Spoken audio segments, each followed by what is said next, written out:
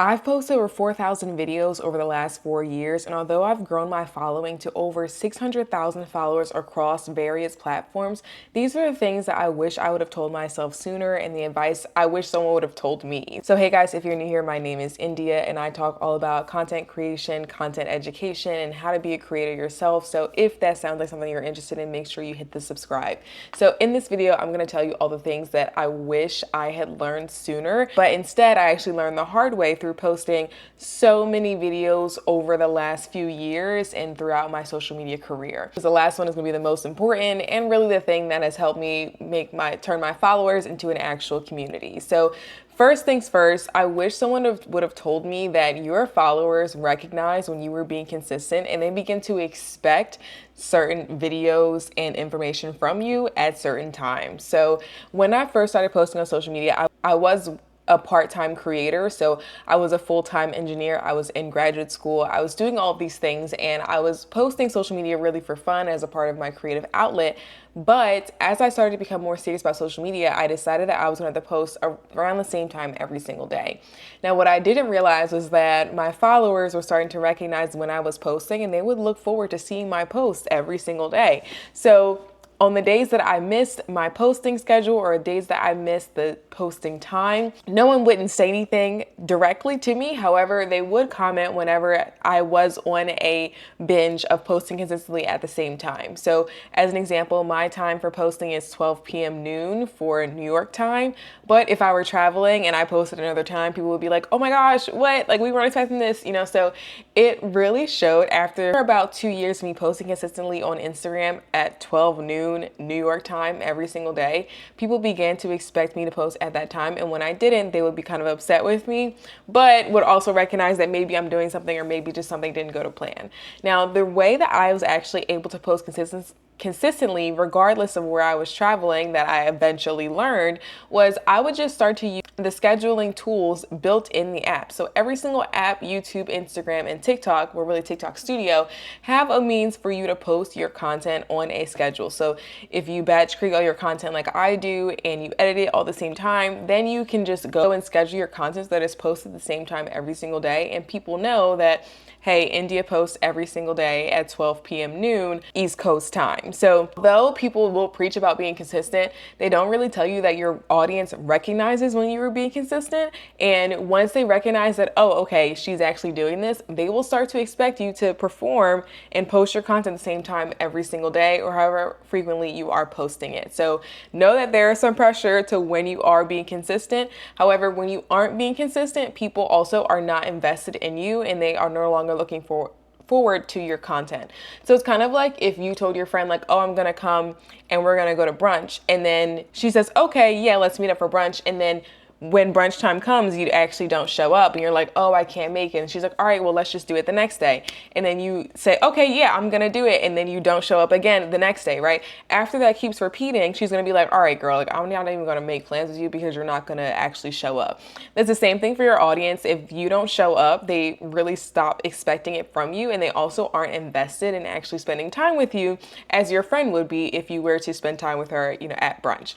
The other thing I wish someone would have told me sooner, and this is specifically if you want to work with brands, is to start to incorporate brands in your content when it makes sense. So a lot of times people will typically do like a story time video and they'll incorporate different products. So they'll maybe make themselves an iced matcha, or they will, do their makeup and do a get ready with me, or they'll do like a preparation video in some way, shape, or form. That is the best way for you to incorporate products so that brands can see themselves in your video or in your content for future branded posts. Now, as for the people who get on camera and just start talking and telling different story times, yes, your content may be engaging, yes, your audience may like it, but there isn't really a way for the brands to incorporate themselves into your content. So if you're just getting on camera and talking like I am, and you're talking about different topics every single day because you're like, I don't want a niche, which by the way, you probably should have a niche of some sort. But if you're like, I'm just going to talk about whatever it is that comes to mind and I'm going to be a yapper creator, that's great when you have the engagement. However, if you want to get brand deals, you're going to have to start to incorporate products in some way. So again, either doing a get ready with me, preparing something to eat while you're talking. I've seen a lot of baker creators that will like bake a cake or they'll design a cake while they're talking and telling a different story time.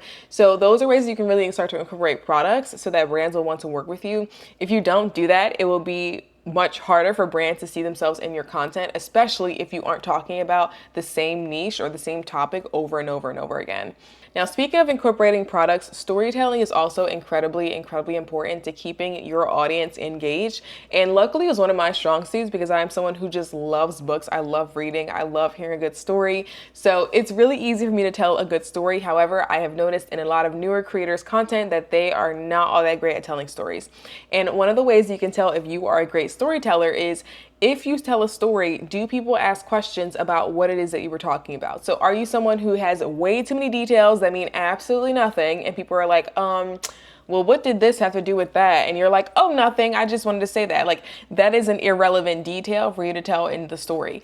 Or the opposite would be if you don't tell enough details and people are like, I don't get it. Like, what do you mean this happened and this happened? And you're like, oh, wait, I forgot to tell you, blah, blah, blah, blah, blah, right? That is a way to tell that you're not giving enough detail. Another way to tell if your story isn't cohesive or if it isn't relevant to the audience or whoever it is that you're speaking to, another way to tell that they don't understand the purpose of the story is they will say, well, I don't get it. Why did you tell me that? Or like, what was the point of this story? Or why did you even, bring this up in the first place? That is an indication that people don't see how what you're talking about is relevant to them.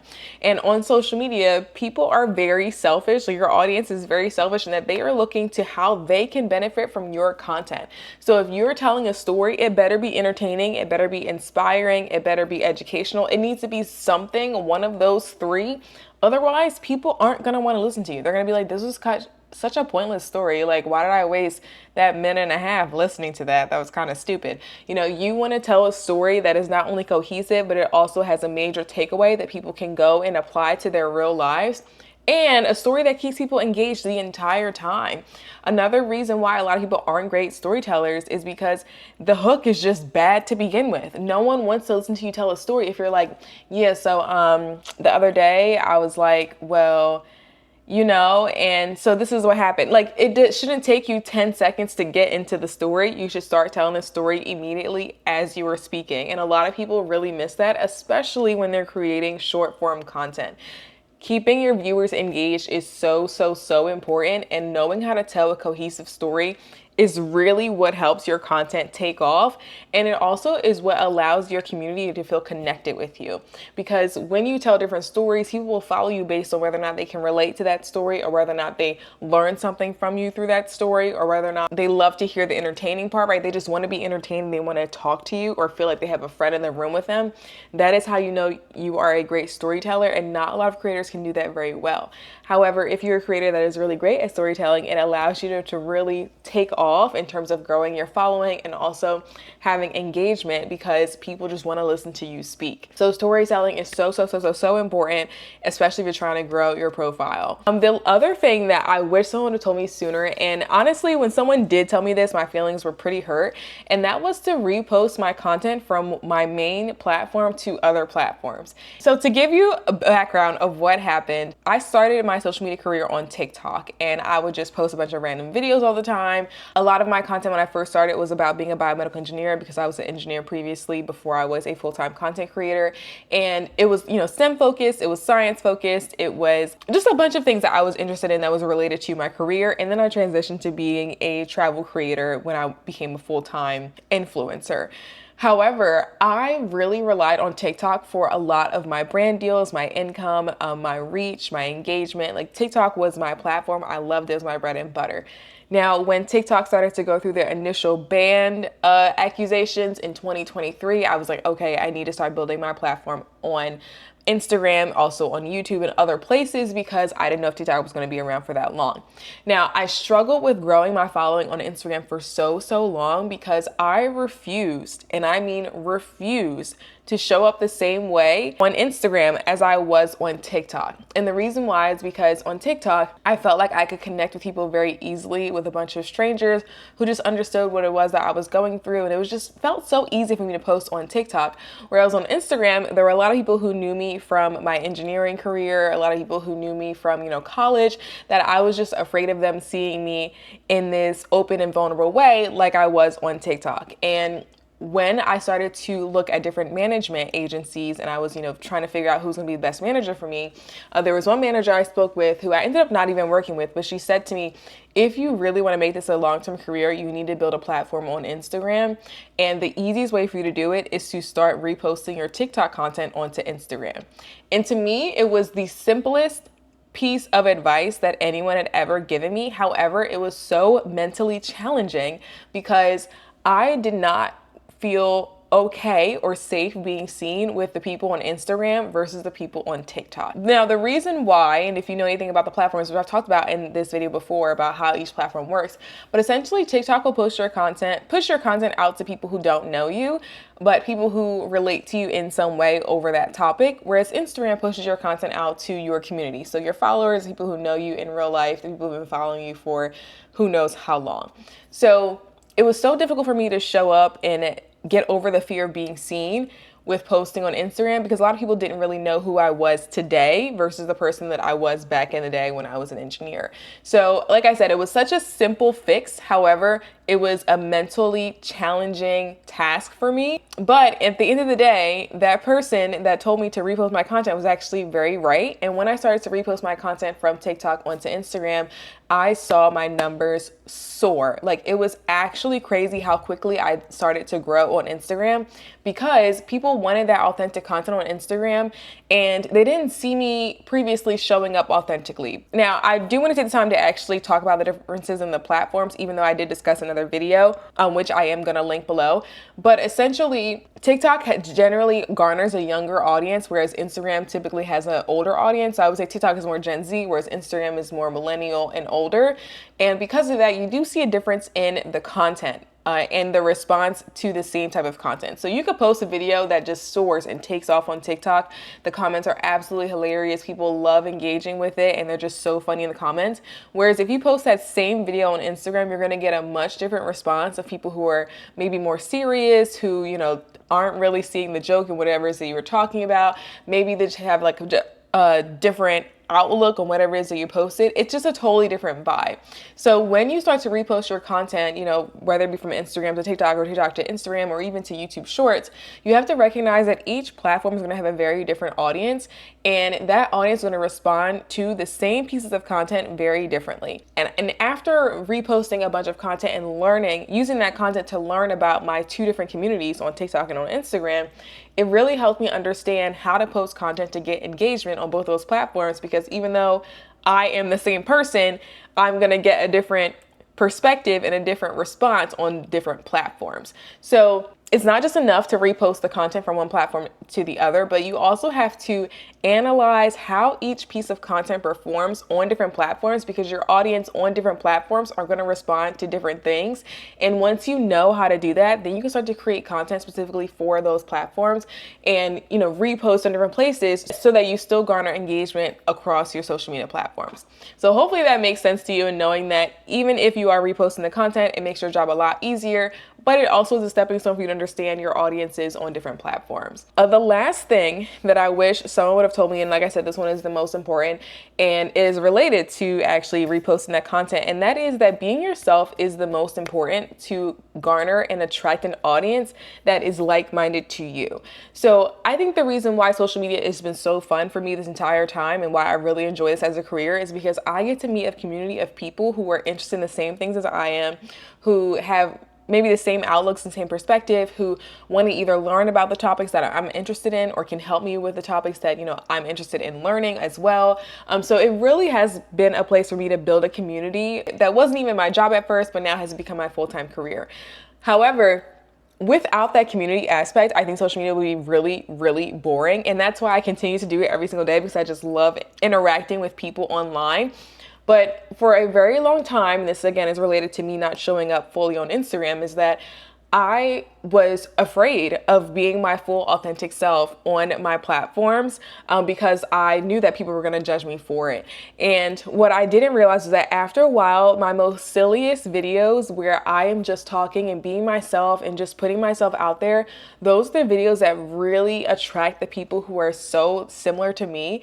And it literally took me 3 years to figure that out, because after that 3 years, I started to meet some of my followers in person, like in real life, just me, bumping bumping into people unintentionally, and I would immediately recognize the people that followed me. I would be like, oh my gosh, like we are so similar. They'd be like, yeah, I love your content. Like that video that you posted the other day, it was so relatable and I just love that. And a lot of times those videos would be the ones that would be the most cringe, or the videos where I would feel like, oh, maybe no one's gonna get this, but I would post it anyway. And it just so happens that those are the same videos that will be attracting those people and would draw them into my content and draw them into me as a creator. So a lot of times people will try to, have the most aesthetic lifestyle, and they'll try to, portray that on social media, whether it be on their Instagram or their TikTok, and they try to make themselves to be something that they are not. And essentially, it attracts the wrong people to their platform because they're people that either like them for the things that they have, like for material purposes, or they just like them for, different aesthetic reasons that are kind of shallow, versus when you're actually being yourself and being true to who you are, you're going to attract the people that are like-minded to you and that are really engaged with your content.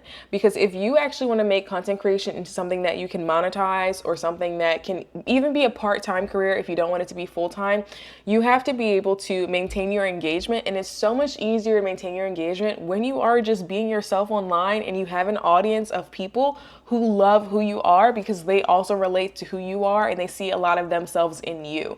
So even though it may feel cringe to be vulnerable online, it may feel scary to, put yourself out there, it may feel like, people are going to judge you for some of the things that you do online, those pieces of content are going to be the things that really attract the people that are your community, like your people that have been looking for you and searching for you and wanting to see someone online that is like them. Those are your people, and that's how you're going to get them. So if you are someone who has no idea how to create content easily so that you can manage both your 9 to 5 and content creation as a side gig, I have a full creator course that's linked in the description that teaches you how to do that and also maintain consistency so that you can actually make this into a side gig or a full-time career for you as well. So if you guys like this video, let me know by giving it a thumbs up, and I will see you in the next one. Bye.